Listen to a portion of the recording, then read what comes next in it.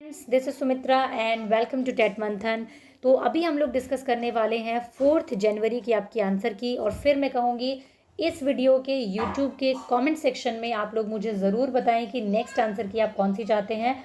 और मैं फ़िलहाल मैं अगर बात करूँ तो जनवरी का और कोई भी क्वेश्चन पेपर मेरे पास में शायद तो नहीं आया हुआ है। अब इसके बाद में दिसंबर के मेरे पास में क्वेश्चन पेपर्स हैं जो हम लोग आगे डिस्कस करेंगे। जो जो आप मुझे भेज रहे हैं उसी हिसाब से मैं डिस्कशन आप लोगों के साथ में कर रही हूँ। ठीक है, तो आप मुझे वीडियो के कमेंट सेक्शन में ज़रूर बताएं कि नेक्स्ट आंसर की जो है मेजॉरिटी बेसिस पे कौन सी आप लोग चाहते हैं। ठीक है, चलिए स्टार्ट करते हैं। और जनवरी में अगर आप कोई आंसर की चाहते हैं तो आप मुझे प्लीज़ उसका पीडीएफ पहले शेयर कर दीजिएगा टेलीग्राम चैनल पर। ठीक है, उसका लिंक आपको डिस्क्रिप्शन बॉक्स में मिल जाएगा। क्वेश्चन नंबर फर्स्ट देख लेते हैं फटाफट से हम लोग। क्वेश्चन नंबर फर्स्ट क्या है आपका? इसके अलावा जितनी भी आंसर कीज मैं डाल चुकी हूँ उनकी मैंने एक प्लेलिस्ट आप लोगों के लिए बना दी है जो कि आपको डेट वाइज वहाँ पे सारी आंसर की आपको मिल जाएगी। ठीक है, चलिए फर्स्ट नंबर क्वेश्चन है आपका, विच of the following disability causes challenges in social communication. Social communication की बात अगर हम करें तो एक डिसेबिलिटी जो कि आपको चैलेंज लगेगी, मतलब अगर मैं बात करूँ इस बारे में तो क्या होगा आपका ऑटिज्म की जो एक डिसेबिलिटी है वो क्या होगा सोशल कम्युनिकेशन के बारे में अगर हम बात करें तो वो आपकी ऑटिज्म के साथ हम जाएंगे। ठीक है, which of the following disability causes challenges in social communication. ठीक है, सामाजिक कम्युनिकेशन में अगर कोई डिसेबिलिटी जो है वो आपके लिए कठिनाई पैदा करेगी तो वो क्या है आपकी ऑटिज्म की होगी। ठीक है, ऑटिज्म वाला बच्चा क्या है बहुत जल्दी सोशल नहीं हो पाता, मिलनसार नहीं हो पाता किसी के साथ में। ठीक है, ठीक है, क्वेश्चन नंबर 2 हम देखते हैं फटाफट से। क्वेश्चन नंबर 2 क्या है? National education policy 2020 recommends, national education 2020 क्या रेकमेंड करती है? मल्टीलिंगुअलिज्म को रेकमेंड करती है कि बहुभाषिकता को आपको क्लास में क्या करना है, अपनाना है। क्वेश्चन नंबर 2 हो गया आपका। एक मिनट रुको। चलिए, निम्नलिखित में से कौन सा सुविधाहीन और वंचित समूहों के शिक्षार्थियों को शामिल करने में मदद करता है? अब इस स्टूडेंट ने जिस लैंग्वेज में क्वेश्चंस को अटेम्प्ट किया है उस लैंग्वेज में ये पीडीएफ उनके सामने आई है और ये उन्होंने मुझे भेजी है। ठीक है, तो इसलिए लैंग्वेज के मामले में मैं कुछ भी नहीं कर सकती हूँ, मेरे हाथ में नहीं है इंग्लिश में डिस्कस करना या हिंदी में डिस्कस करना। जो भी पीडीएफ आप मुझे सेंड कर रहे हैं मैं उसी लैंग्वेज में आप लोगों के साथ में डिस्कस कर रही हूँ। ठीक है, निम्नलिखित में से कौन सा सुविधाहीन और वंचित समूहों के शिक्षार्थियों को शामिल करने में मदद करता है? तो इसमें हम किसके साथ जाएंगे? विविधता को महत्व देना। क्वेश्चन नंबर 3 का आंसर क्या हो जाएगा आपका? 4 हो जाएगा कि आपको क्या है कहीं ना कहीं डाइवर्सिटी को आपको इंपॉर्टेंस देनी है तो आप सबको इंक्लूड कर पाएंगे। क्वेश्चन नंबर 4 क्या है आपका? क्वेश्चन नंबर 4 ये कहता है कि एक बाल केंद्रित कक्षा में बच्चे, बाल केंद्रित कक्षा यानी कि चाइल्ड सेंटर्ड जो एक क्लासरूम होगा उसमें बच्चे जो है वो कैसे होने चाहिए? तो क्या होने चाहिए? ज्ञान के निर्माण में सक्रिय रूप से लगे हुए होने चाहिए। क्वेश्चन नंबर 4 का आंसर क्या हो जाएगा आपका? 4 हो जाएगा। क्वेश्चन नंबर 5 में आपके सामने अभिकथन है और फिर उसका तर्क दिया हुआ यानी एसर्शन दी हुई है और उसका फिर रीजन दिया हुआ है आपको। तो क्या है? अधिगम के लिए विद्यालय के सामाजिक अवसरों में भागीदारी महत्वपूर्ण है। बिल्कुल ठीक बात है, बच्चा जितना सोशल उनमें भागीदारी लेगा उतना उसका अधिगम जो है लर्निंग अच्छी होगी। और अधिगम मुख्य रूप से एक सामाजिक प्रक्रिया भी है। तो क्या है कि ये दोनों ही सही है। आपका 5th का आंसर क्या हो जाएगा? 2nd हो जाएगा। दोनों सही है और आर उसकी एक तरीके से अच्छी व्याख्या भी कर रहा है। ठीक है, 5th का क्या हो जाएगा? 2 हो जाएगा। क्वेश्चन नंबर 6 की अगर हम बात करें, प्रारंभिक कक्षाओं में शिक्षण अधिगम प्रक्रिया के लिए निम्नलिखित में से कौन सा दृष्टिकोण बेहतर है? अब बात यहाँ पे क्या हो रही है? एलिमेंट्री एजुकेशन, सॉरी प्राइमरी मतलब कक्षाओं की हो रही है। किसकी हो रही है? प्राइमरी क्लासेस की हो रही है। तो क्या होगा? करके सीखने पे सबसे ज़्यादा जोर देंगे हम। बच्चे क्या है? एक्टिवली करके सीखे। क्वेश्चन नंबर 6 का आंसर क्या हो जाएगा? 3 हो जाएगा आपका। लर्निंग बाय डूइंग होनी चाहिए यानी कि according to Vygotsky children learn by. Vygotsky के अकॉर्डिंग बच्चे जो है वो किस तरीके से सीख सकते हैं? इंटरेक्शन विद पीयर यानी कि अपने जो सहपाठी हैं, जो उसके साथी समूह है उनके साथ में इंटरेक्शन करके वो सीख सकते हैं। क्वेश्चन नंबर 7 का आंसर हो गया आपका 4th नंबर। क्वेश्चन नंबर 8 देख लेते हैं, provision of multiple modes of representation of content will help in inclusion of. देखो क्या कह रहे हैं कि multiple mode of representation of content यानी कि आपका जो भी कंटेंट है उसको मल्टीपल मोड्स में अलग अलग तरीके से रिप्रेजेंट अगर किया जाए तो किस तरीके से इंक्लूजन में हेल्प करेगा, ये आपसे पूछा गया। ये हो गया आपका क्वेश्चन। ठीक है, वो हियरिंग इम्पेयरमेंट के बच्चों को मदद करेगा, विजुअल इम्पेयरमेंट के बच्चों को मदद करेगा, लर्निंग डिसेबिलिटी के बच्चों को मदद करेगा और लोकोमोटर डिसेबिलिटी के बच्चों को मदद करेगा। तो बिल्कुल ठीक बात है कि जो आप अलग अलग तरीके की टेक्निक अगर अपनाएंगे अपने कॉन्टेंट को मतलब प्रोवाइड करने के लिए तो वो सबकी हेल्प करेगा। तो आंसर क्या हो जाएगा? फर्स्ट नंबर हो जाएगा 8th का आपका। क्वेश्चन नंबर 9 का आंसर क्या होगा आपका, language plays an important role in the cognitive development of children in the theory of Lev Vygotsky. लेव वाइगॉत्स्की यानी कि जो वाइगॉत्स्की हैं वो लैंग्वेज को काफ़ी इंपॉर्टेंट मानते हैं। क्वेश्चन नंबर 9 का आंसर हो गया आपका 3। अधिगम को प्रभावित करने वाला निम्नलिखित में से कौन सा कारक पर्यावरणीय कारक है, यानी कि कौन सा एनवायरमेंटल फैक्टर है जो कि लर्निंग को प्रभावित करता है। तो इसमें सब में से अगर देखा जाए तो एक स्कूल ऐसा एनवायरमेंटल फैक्टर है जो कि लर्निंग को प्रभावित करता है। ठीक है, क्वेश्चन नंबर 10 का आंसर क्या हो गया आपका, विद्यालय हो गया।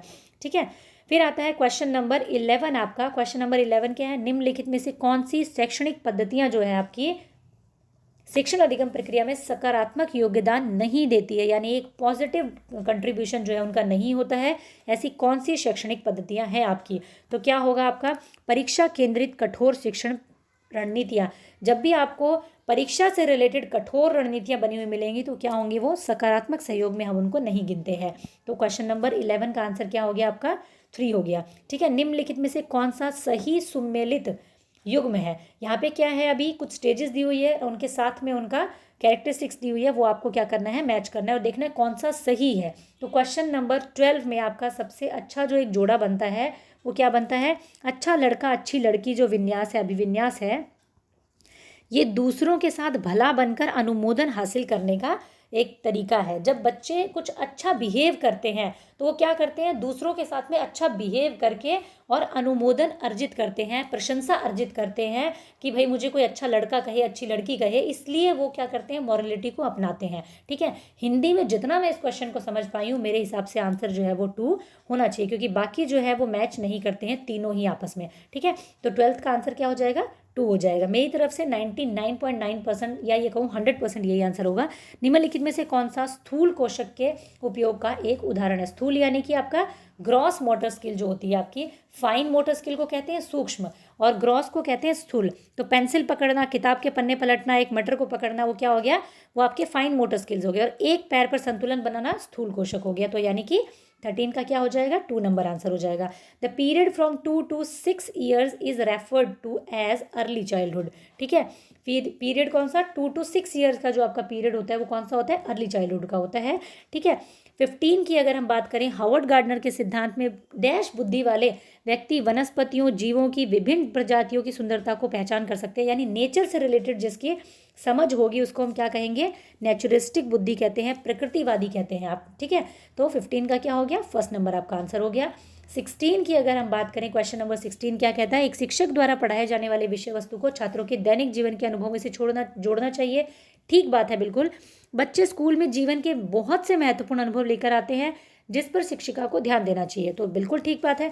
इसका मतलब क्या हुआ कि ए और आर दोनों सही है और आर इसकी सही व्याख्या भी कर रहा है, यानी 16 का आंसर क्या हो गया आपका, 3 हो गया। ठीक है, which of the following, question number 17, इन्होंने लैंग्वेज बड़ी स्विच की है क्वेश्चंस को समझने के लिए, है ना।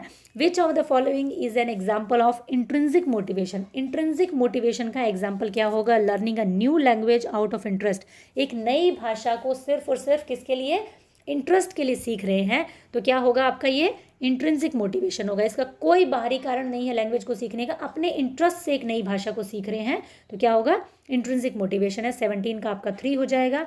18 नंबर क्वेश्चन है, कक्षा की गतिविधियों को सार्थक बनाने के लिए एक शिक्षिका को क्या करना चाहिए। ठीक है, क्या करना चाहिए, शिक्षिका को गतिविधियों को सार्थक बनाने के लिए उन्हें उचित संदर्भ में स्थित करना चाहिए। ठीक है, यानी कि उन्हें एक सही कॉन्टेक्स्ट में आपको क्या करना चाहिए, प्रस्तुत करना चाहिए।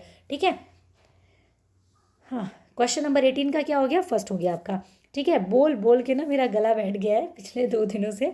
मिसकंसेप्शंस अमंग चिल्ड्रन आर, जो मिसकंसेप्शंस होते हैं, यानी जो एक जिसको हम क्या कहते हैं, भ्रांतियाँ कहते हैं या फिर कुछ धारणाएं कहते हैं बच्चों के अंदर में। ठीक है, वो क्या है आपकी, वो नेचुरल है बिल्कुल, यानी कि वो प्राकृतिक हैं, वो बच्चों में होती हैं और आपको टाइम के साथ साथ में उनको ठीक करना होता है, पहचानना भी होता है और डील भी करना होता है। तो क्या हो गया, क्वेश्चन नंबर 19 का आपका 1 हो जाएगा। क्वेश्चन नंबर 20 क्या है, एक विद्यार्थी जो अधिगम असहायता महसूस कर रहा है वो। अब देखो ये क्वेश्चन भी हिंदी में समझने में थोड़ी सी दिक्कत हो रही है, बट फिर भी मेरी तरफ से आंसर इसका ये रहेगा कि शैक्षणिक गतिविधियों से अलगाव रखेगा। अधिगम असहायता होता है लर्निंग हेल्पलेसनेस। ठीक है, ये क्वेश्चन जो है आपका वो आपका एस्टेट वगैरह में काफ़ी पूछा जाता है। लर्निंग हेल्पलेसनेस क्या होती है?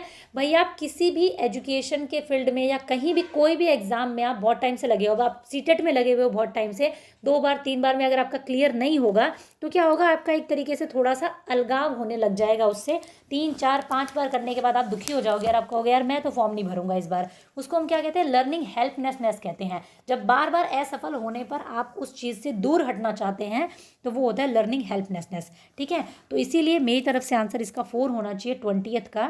ठीक है, शैक्षणिक गतिविधियों से अलगाव रखेगा। अब इसका जितना मुझे समझ में आ रहा है, अलगाव का मतलब दूर हो जाना या थोड़ा सा नीरस हो जाना होना चाहिए। ठीक है, नेक्स्ट देखते हैं पियाजे द्वारा अधिगम को सुगम बनाने के लिए, क्वेश्चन नंबर 21 का। पियाजे द्वारा अधिगम को सुगम बनाने के लिए निम्नलिखित में से कौन से कारक महत्वपूर्ण माने जाएंगे, ये पूछा गया है आपसे। तो देखो इसमें जो 4th नंबर है, सकारात्मक और नकारात्मक पुनर्बलन सुनिश्चित करना। पियाजे एनफोर्समेंट की बात तो मैंने कभी करते नहीं सुने हैं, तो इसका मतलब जिसमें 4th होगा वो तो वैसे ही रॉन्ग हो गया। तो इसमें 4 है, इसमें 4 है, इसमें 4 है, तीनों रॉन्ग हो गए, एक ही बच गया, फर्स्ट सेकंड और थर्ड। यानी कि शिक्षक की गतिशीलता ठीक है, विविध सामग्रियों का प्रावधान ठीक है, मध्य स्तरीय नवीन अनुभव प्रदान करना ये भी ठीक है। ठीक है, तो फर्स्ट सेकंड और थर्ड इसका आंसर, यानी कि 4th वाला आंसर होना चाहिए 21 का, according to me, according to my point of view. Development changes are result of, development यानी विकास में जो परिवर्तन होते हैं, ठीक है, विकासीय परिवर्तन जो है वो किस चीज़ का रिजल्ट है, किस चीज़ का परिणाम है? तो unique combination of genetic and environment circumstances, यानी कि पर्यावरण और आपका आनुवंशिकता का जो एक वो होता है, आपका कॉम्बिनेशन होता है, उसका परिणाम है। 22 का क्या हो गया? 3 हो गया आपका। नेक्स्ट है आपका 23, समावेशी शिक्षा के लिए क्या ज़रूरी है, इंक्लूजन एजुकेशन के लिए क्या ज़रूरी है? लचीला शिक्षा शास्त्र ज़रूरी है। ठीक है, फ्लेक्सिबल आपकी पेडागॉजी होनी चाहिए, ये ज़रूरी है आपका, क्योंकि देखो ये अनम्य जो वर्ड है ये मैंने सर्च किया कि इसका मतलब एक्चुअल में क्या होता है, तो इसका होता है लचीला नहीं होना। और अगम्य जो होता है, अगम्य इमारत यानी कि जो दुर्गम है बच्चे के लिए, सुगम नहीं है, तो ये भी आपका रॉन्ग हो गया। स्टैंडर्डाइज्ड करिकुलम हम यूज़ नहीं करते कभी भी, तो 4th नंबर आंसर आपका बिल्कुल ठीक हो गया। ठीक है, फिर आता है आपका क्वेश्चन नंबर 24। क्वेश्चन नंबर 24 क्या होता है? At which stage do children have an animistic view of larger world and believe that the tree and plants as well as moving clouds and rolling stone can have motives and intentions. मतलब कि एक बच्चे की animistic view रहती है इस पूरे बड़े संसार के बारे में। वो बिलीव करता है कि जो आपके पेड़ हैं, पौधे हैं, और जो ये बादल हैं, ठीक है, और जो पत्थर हैं, वो सब भी क्या है, उनका भी कुछ मोटिव्स होता है, कुछ इंटेंशन होती है उनकी, मतलब उनके अंदर भी वो जीववाद को देखता है। तो ये कौन सी स्टेज में होता है पियाजे की? तो एनिमिज्म आपको सबको पता होगा कि प्री ऑपरेशनल स्टेज में बच्चे में क्या होता है? एनिमिज्म होता है, जिससे कि वो निर्जीव चीज़ों को भी सजीव समझता है। 24 का क्या हो गया? 2 हो गया। और सच कहूँ ये सारे क्वेश्चंस मैंने आप लोगों के साथ में इतने अच्छे से डिस्कस कर रखे हैं, अगर आप लोगों ने वीडियोस देखी होगी तो आप लोगों को ज़रूर आते होंगे। विच of the following is a correctly match pair of appropriate accommodation strategy for inclusion of student with specified disability? ये इस बार क्वेश्चन कई बार पूछा गया है आपसे।